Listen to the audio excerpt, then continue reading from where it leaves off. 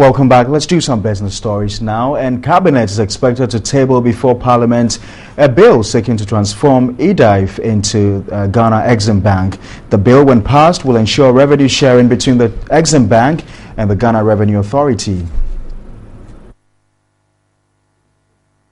The Minister of Employment and Labour Relations, Haruna Idrisu, disclosed this at a business forum organized by the Ghana Employers Association. Not just the manufacturing sector, but also the export sector. I'm aware that the bill, which will soon be introduced to Parliament, will allow for some revenue sharing between the Exim Bank and the Ghana Export Promotion Authority, so that they will continue to facilitate the support of Ghanaians going into the export sector. The forum was to elicit ideas from captains of industry on job creation. The Minister of Employment and Labour Relations, Haruna Idrisu, assured industry their concerns would be resolved soon. We could not have achieved what we need to do if we do not reform the energy sector, including even the performance of ECG, in order that they reduce their own inefficiencies, they become more productive and more efficient, and that we all are paying when we should pay our dues to the ECG in order that they can reinvest both in transition and generation. The Chief Executive Officer of Kama Group of Companies, Dr. Ejikum Ado, reiterated the need to resolve the energy crisis. What are we as Ghanaians using our brain for? Only to analyze and logically assess things. Doomso. No jobs. Our graduates are not getting anything. It's all as a result of the way we think.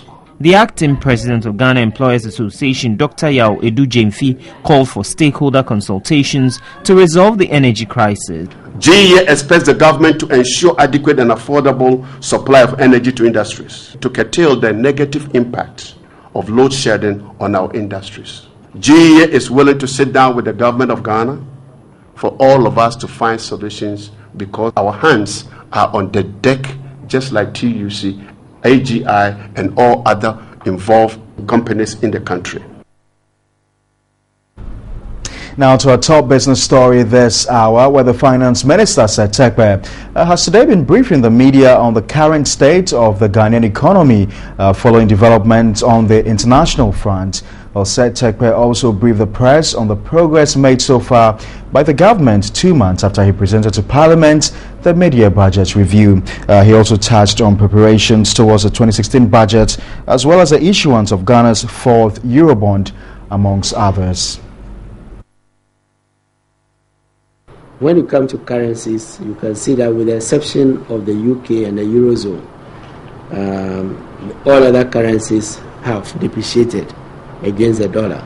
Obviously, the Eurozone, I think, except Japan as well. We don't have Japan. Japan is in the document. So you have Japan, UK, Eurozone strengthening against the dollar. But these are the currencies which often move in opposite direction to the dollar.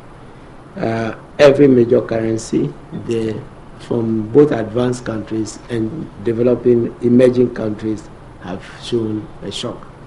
The cedi also, after strengthening, depreciated during this period.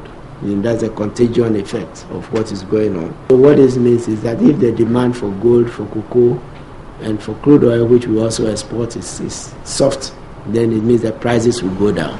This affects our reserves, and when they affect our reserves, it means that the cedi sometimes depreciates. So there's a global element apart from the shocks, which we discussed, during the mid-year review. Well, elsewhere, the International Monetary Fund has warned that slower growth in China and continuing stock market uncertainty pose a major threat to global economic growth, while China's slowdown appears to have bigger repercussions for other countries than had been anticipated by the IMF. The IMF's warning comes ahead of a meeting of G20 finance ministers and central bankers in Ankara on Friday and Saturday. The International Monetary Fund said the problems could lead to much weaker outlook for global growth. Well, that's all for business.